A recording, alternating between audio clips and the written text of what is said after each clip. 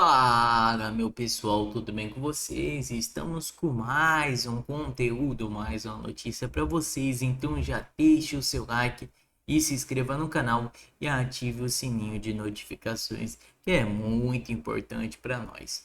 Pessoal, também deixe a sua opinião no final do vídeo, deixe um boa tarde, um bom dia, um oi aí, que ajuda esse vídeo a chegar para mais pessoas e a gente ter um público melhor aí. Estamos aqui com o canal do Eduardo Bolsonaro fazendo uma entrevista aí nos Estados Unidos. E sem enrolações, pessoal, acompanhe o vídeo aí. Watching in Brazil right now is nothing short of a geopolitical collision. The spark came with the conviction of former President Jair Bolsonaro, sentenced to nearly 3 decades in prison for his alleged role in a coup attempt. It should be noted he was at Disney World in Florida when that coup attempt happened. The trial was unfair. It was overseen by their Supreme Court Justice Alexandre de Moraes, a man the United States now says has gone far beyond the bounds of judicial power.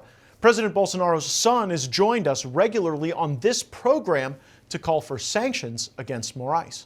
What Alexandre de Moraes is doing is he's invading the U.S. jurisdiction, just like the prosecutors of the ICC, Karim Khan, did when he tried to jail Benjamin Netanyahu. So as President Donald Trump sanctioned with OFAC sanctions this prosecutor and his team of investigators, we think that the same thing can happen with Alexandre de Moraes and stop the justice of the Supreme Court from all of this persecution.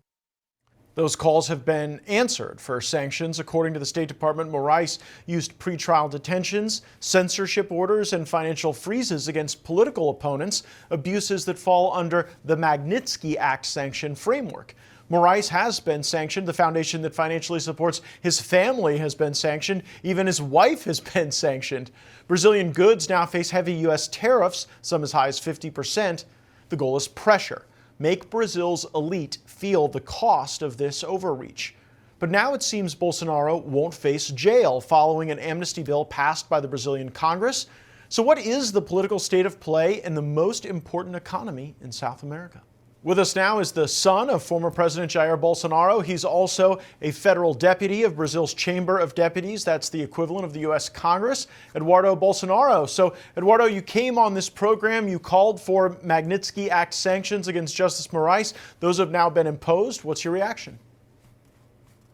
Things are really working because 3 months ago, before all of these sanctions, before the tariffs, before the Magnitsky Global Act against the Justice Alexandre de Moraes, people in Brazil didn't even believe that we would be in a moment that we were debating about the amnesty bill in the Congress. So really, Trump is a genius. Everything that he's doing is working.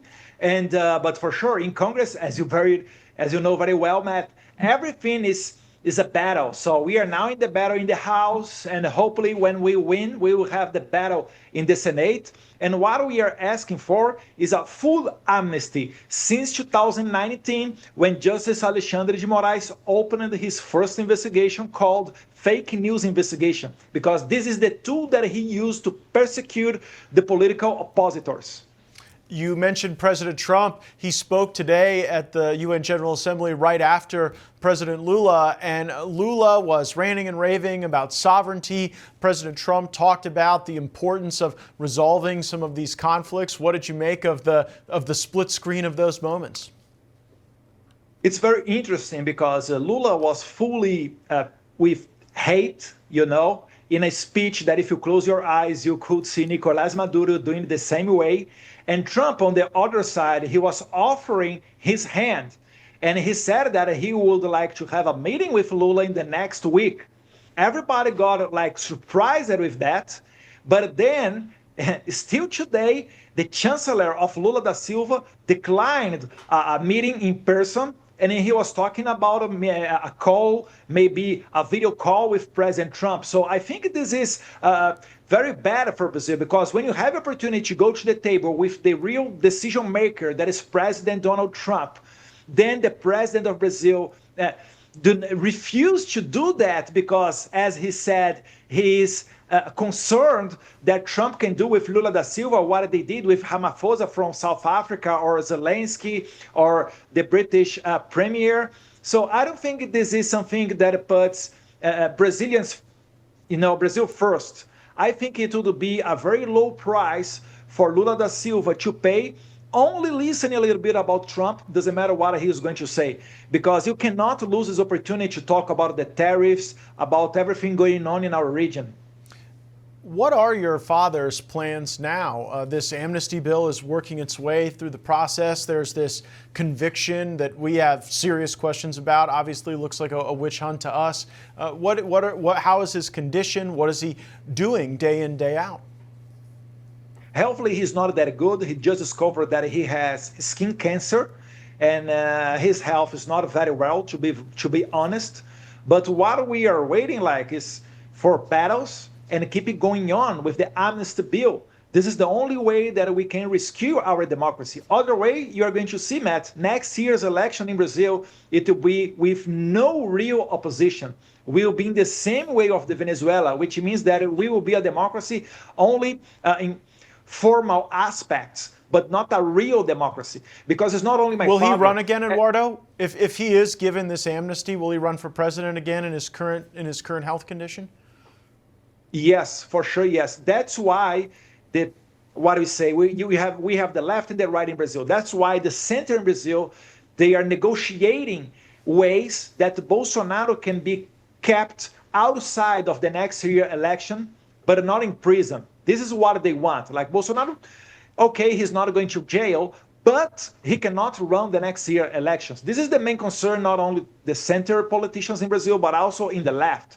And this is how we are dealing now with the amnesty bill. But even so, Matt, I'm presenting myself to, in the case that my father cannot run, I could run in his name. And even like that, the Supreme Court now is running to convict me, doesn't matter about what crime, so I cannot run by the Brazilian law on the next year election. This is the level of the persecution in Brazil. Are you worried that they might try to do the same thing they did to your father and try to jail you if the other tactics don't work? They will do that. They reopened an investigation against me since Secretary Rubio in May said that he was looking for sanction Alexandre de Moraes. They just do not have shame anymore to persecute their opponents. Doesn't matter who. If you represent a risk for the establishment in Brazil, they are going to take you out of the elections. And we are fighting to keep there, running the elections as a regular democracy with the support of the United States for that. There will be people who watch this program and say, well, that's sort of Brazil's problem. Let them work that out. I am of the view that this is a critically important trading partner, a critically important partner for stability in the Western Hemisphere. What case would you make to Americans about why the deterioration of democracy and human rights in Brazil is so important? Because other way, you are going to lose definitely Brazil for China. You are going to be isolated. And only to tell you one matter about all of that, one issue that can come from that, we are all suffering with the biggest immigration crisis ever that it is now happening in Venezuela. 25% of the country already left the Venezuela. If you bring 25% for Brazil, we are talking about 50 million people. Doesn't matter how strong is your border, this will be a problem for the United States. And then you are going to give a lot of minerals, rare earths, a lot of things to China. And this is not a good thing to do, because when they are strong enough, you know that they are going to come after the Americans. And you start to wonder whether or not that China influence is why the Lula government is starting to look a lot more like China, why they're targeting their political opponents. They don't want people from the opposition to be able to run against them. It looks less like the Western Hemisphere and more like the Middle Kingdom, and that's something that should matter to all Americans. Eduardo Bolsonaro, a member of the federal deputies in Brazil, and our best to you, to your family, to your father. This is something that must be better, but I am glad that your call for these sanctions that you made on this program has been heard by President Trump and Secretary Rubio. We'll stay up to date. You stay safe, my friend. Thank you, my friend Matt. Thank you, Rubio, Bass, and Trump. We will win. Take care. mas deixa claro que esse caso é uma farsa que eu apelidei de farsa da trama golpista, mas claro fica que não há provas contra Felipe Martins. Agora a PGR apresentou alegações finais e desdisse tudo que até então vinha dizendo e está tentando consertar aquilo que não tem como consertar. O cristal se quebrou e a acusação agora foi desmontada e veio tentar criar novas narrativas, veio tentar consertar todo esse castelo de areia que nós desmontamos durante a instrução e eu quero compartilhar com o Brasil.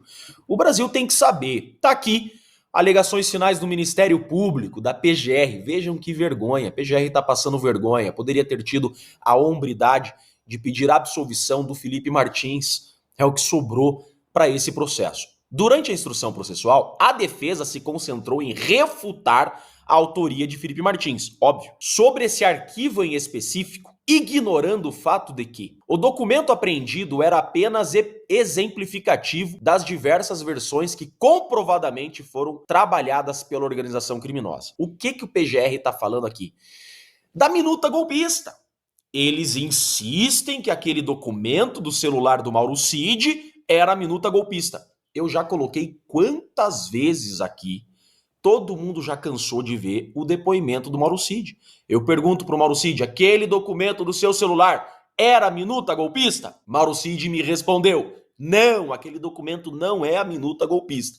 Por isso, olha aqui a acusação. Ainda que nem todas as versões tenham sido apreendidas pela investigação, a prova testemunhal foi uníssona. Ou seja, ainda que a acusação não tenha apreendido a minuta golpista, é isso que eles estão falando aqui, ainda que a acusação não tenha a minuta do golpe, porque ela não existe, porque não houve minuta, não existe isso, a prova testemunhal foi uníssona sobre a existência delas, atestando uma evolução do texto ao longo do mês de dezembro. Opa! O que a acusação está chamando de prova testemunhal? Porque as testemunhas que eu conheço desse processo negam também a minuta do golpe e negam qualquer envolvimento e participação de Felipe Martins em reunião onde teria, em tese, segundo a acusação, se discutido minuta do golpe. A acusação está chamando Mauro Cid de testemunha? Mauro Cid não é testemunha. Mauro Cid é acusado, tanto que foi condenado. Agora, Brasil, vejam isso daqui. Esse daqui é Carlos de Almeida Batista Júnior, uma testemunha da acusação. Ele foi testemunha do PGR, não minha testemunha. Olha o que ele fala sobre o Felipe Martins. Ratifico o teor do depoimento prestado junto à Polícia Federal, notadamente na parte em que afirmo não ter tido qualquer contato pessoal ou relação direta com Felipe Martins. Esclareço que não me recordo de ter participado de qualquer reunião formal ou informal com Felipe Martins. Jamais recebi de Felipe Martins qualquer investida de trama golpista, qualquer investida de minuta de golpe. Temos também mais uma testemunha, ou seja, Batista Júnior não foi réu e Freire Gomes também não é réu. Está aqui, disse Freire Gomes. No depoimento prestado na Polícia Federal, quando fui questionado sobre a identidade do referido assessor, deixei registrado de forma clara que não poderia afirmar de quem se tratava. Não reconhecia essa pessoa como Felipe Martins. Ou seja, o cara que estava na reunião do dia 7 disse que Felipe Martins não esteve. Com base exclusivamente nesse elemento, e não por memória própria, surgiu a hipótese de que o referido assessor poderia ser Felipe Martins. No entanto, deixei claro que essa possibilidade se dava em grau reduzido de certeza, sendo impossível afirmar com convicção. Olha aqui, para fechar de vez. Mesmo após ter tomado ciência pela mídia da figura de Felipe Martins, não consegui relacionar a pessoa vista nos noticiários com o assessor que esteve brevemente presente naquela reunião do dia 7. A interação foi tão breve, superficial e desprovida de contato direto que ainda hoje não posso afirmar que se tratava de Felipe Martins. Ou seja, se o MP, se a PGR quer falar de prova testemunhal, estão aqui as testemunhas do processo. General Freire Gomes disse com todas as letras que jamais afirmou que Felipe Martins estava na reunião. Brigadeiro Batista Júnior disse que jamais participou de qualquer reunião com Felipe Martins. Almirante Garnier disse que Felipe Martins não estava na reunião e que o único assessor presente era Mauro Cid. Ex-ministro da Defesa. Pessoal, o que vocês acharam do vídeo até o momento? Deixe a sua opinião aí nos comentários, que é muito importante pra gente. Deixe uma boa noite, um oi, um bom dia, que é muito importante para esse vídeo engajar e chegar para mais pessoas. Estamos aqui no Conexão Política, o site que traz a verdade ao povo. Troca de acusações atribui sanções dos Estados Unidos a desinformações de Trump. Petista diz que norte-americano agiu com base em informações falsas, mas não aponta quais seriam os supostos equívocos. Durante a entrevista ao jornalista em Nova York, o presidente Luiz Inácio Lula da Silva do PT afirmou na quarta-feira, dia 24, que as recentes decisões do presidente dos Estados Unidos, Donald Trump, contra o Brasil foram motivadas por informações falsas. Segundo Lula, Trump estaria mal informado, o que teria levado à adoção de medidas que o governo brasileiro considera inaceitáveis no contexto da relação bilateral entre os dois países. Acho que ele está mal informado em relação ao Brasil. Possivelmente isso tenha levado ele a tomar algumas decisões que não são aceitáveis. Algumas, né? Ele não falou todas.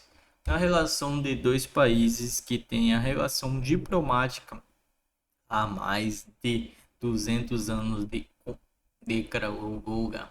O presidente acrescentou que deseja se encontrar com Trump para tentar esclarecer os pontos de divergência na hora que a gente estiver em um encontro. Eu acho que tudo isso ficará resolvido e o Brasil e os Estados Unidos voltarão a viver uma harmonia quimicamente estável. Apesar das falas de Lula, não detalhou quais informações supostamente incorretas teriam levado a Trump a endurecer a postura com o Brasil. Afirmações se dão em meio a contexto de desgaste diplomático após a imposição de tarifas de 50% sobre produtos brasileiros anunciado pelo governo norte-americano. Durante a entrevista concedida a um grupo restrito de jornalistas, Lula comentou o perfil dos dois chefes de Estado. Achou que ambos têm que ser tratar com respeito, porque não há motivo para brincadeira entre dois homens de 80 anos. Até o momento, o governo federal não apresentou uma estratégia clara para reação diplomática ou econômica às medidas impostas pelo Washington. Muito obrigado a todos, pessoal, por assistir até aqui e até a próxima.